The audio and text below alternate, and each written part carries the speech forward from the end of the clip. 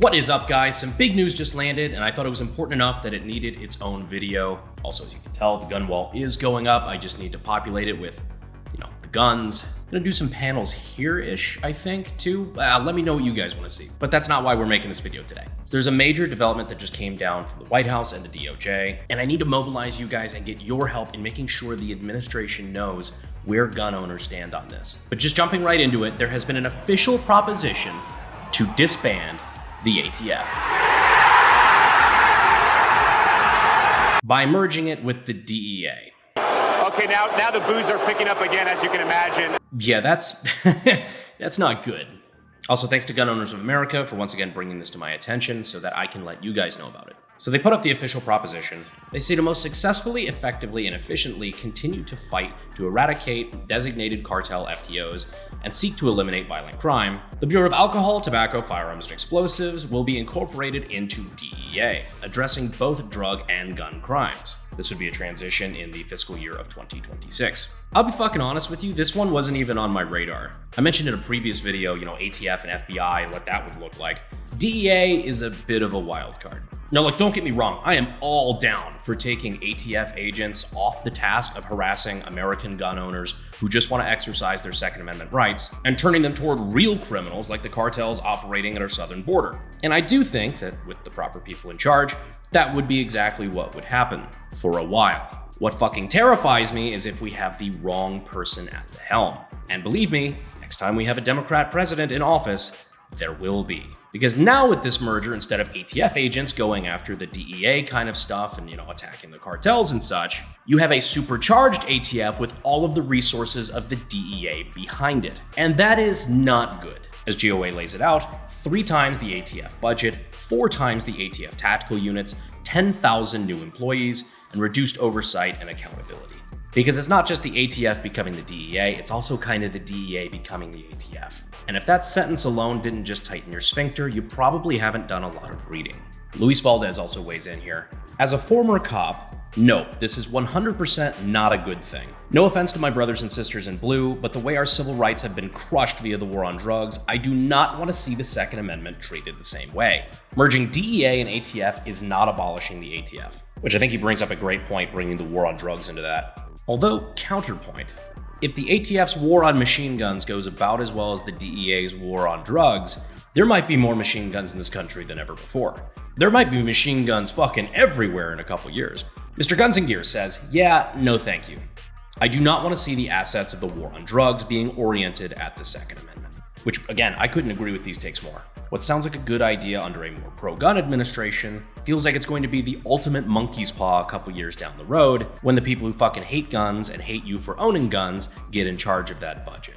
Now, a lot of the sources being tossed around are saying, White House says this, as if it's like Trump himself is saying, go do this. From what I'm told, the person actually behind this seems to be Deputy Attorney General Todd Blanche. Another not so stellar plan coming from Pam Bondi's DOJ. But right now, the DOJ seems to be testing the waters to see the gun community's reaction to this. And I'll get into that a little bit later. Fucking trust me, I will get into that. I'm gonna have a fucking intervention here in a minute. But for now, let's just go with this. Do however you can, please help get the word out that gun owners in the gun community do not want the ATF to get merged into the DEA. Whether you're sharing this video or one like it, or getting vocal on X, seriously, a lot of people in the administration and in politics in general do pay attention to X. But whatever it is, just make sure that your voice is heard. We just saw this with suppressors in the HPA. It does matter.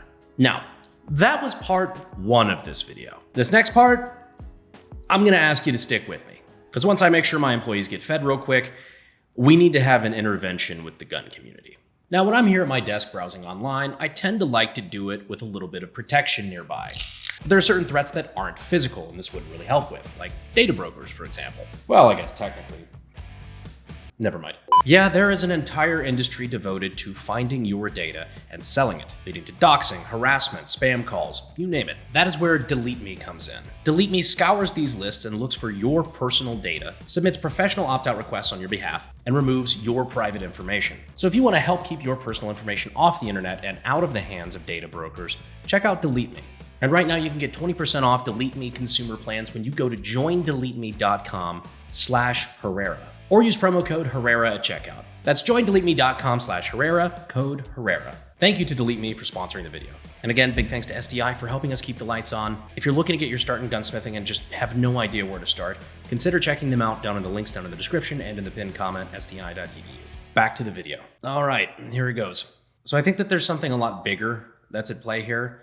And honestly, it's kind of been weighing heavy on my heart lately, just being perfectly honest with you guys. So even though I can already see it coming, I know a lot of people are going to talk shit about me because of this next bit, but fuck it, I feel like I kind of just have an obligation to talk about it. Gun owners, learn to take a win. I've touched on this briefly in previous videos, but it's really coming to a head right now. I've heard from multiple people that I trust on Capitol Hill right now that there is a growing frustration from the powers that be with the 2A crowd. Because no matter what they try to do with stuff like the ATF, there's always this feeling of it's not good enough. So they're getting tired of fucking trying. Like word breaks that Cash said he's gonna slash a third of all ATF agents. Fuck you, it should be 100%. The big beautiful bill that cleared the House now includes the Hearing Protection Act and takes suppressors off the NFA. Fuck you, we should repeal the entire NFA. Shut the fuck up. God, I am fucking begging you on handed knee to just say thank you when somebody gives you more of what you want. Hell, this is why Democrats have been kicking our ass, frankly, when it comes to gun rights for the last 100 years. Because they do it one little bite at a time, and they celebrate their wins, regroup, and go right back to pushing forward to what they really want. That strategy has gotten them the NFA, the GCA, the Brady Bill, and a million other tiny little regulations that just death by a million pinpricks have been fucking over the gun community. Yes, I want the ATF gone. Yes, I want the NFA gone. Those are all things I'm actively pushing for. But I swear to fuck, if anybody embodies the expression of letting perfect be the enemy of good, it's been that vocal sect of the gun community lately. Some people have their head buried so far up their ass that if a bill doesn't perfectly contain every little thing they've ever wanted, they call you a bootlicker and then they shit in your Cheerios. Here's a little practical civics lesson for you. Now, there are like a handful of politicians in DC that I trust to actually do the right thing just because it's the right thing, right? Do you know what all the other ones are motivated by? Money and political capital. Now, if a politician decides, maybe I'm going to spend some of my precious political capital to go out on a limb and put some pro-gun provisions into this bill, whatever that bill may be. They stick their neck out on the line trying to appease gun owners, and we act like ungrateful fucking brats. Do you think they're going to be in a big hurry to do that again? That's like a story I remember Cody telling me when he was in New Orleans. Him and his son John, try to do a good thing. They go out and buy some pizzas for homeless people that are there on the street. He tells John to go hand this pizza over to this homeless guy. And instead of being grateful, the guy's probably hungry, fucking free pizza. He turns to John, who's maybe not even a teenager yet at this point. He said, "Where's my drink?"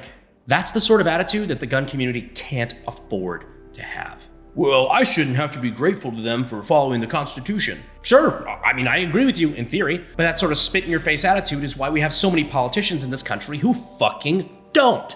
So when Chip Roy, when Andrew Clyde, and representatives like that who dug their heels in to fight for us to get suppressor deregulation, instead of saying, well, the Short Act wasn't on it, so you guys failed, you're all the same, I hope you get hit by a bus, traitor, we say, thank you. Fuck. Man, I'm really glad I got that off my chest. That felt good.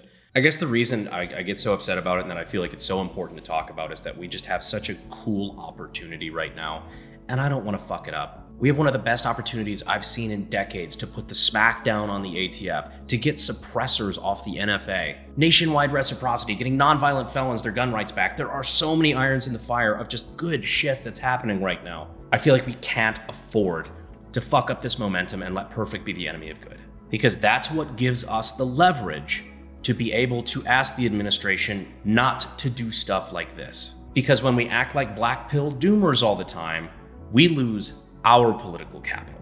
And we need every fucking ounce of that we can get if we're gonna make the change we want. So, thanks for coming to my TED Talk.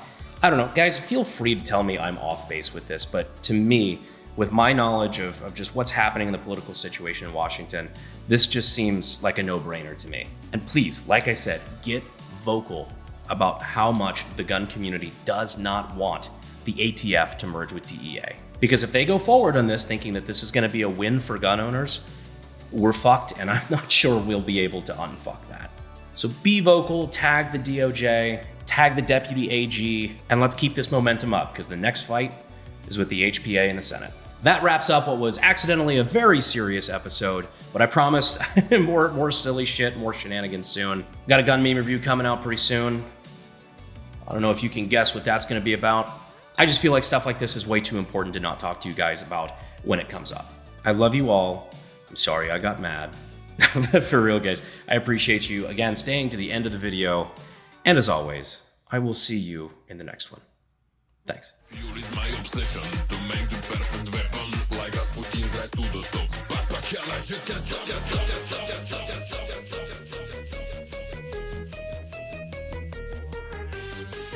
They say to most successfully, effectively, and efficiently continue to fight the... Fuck.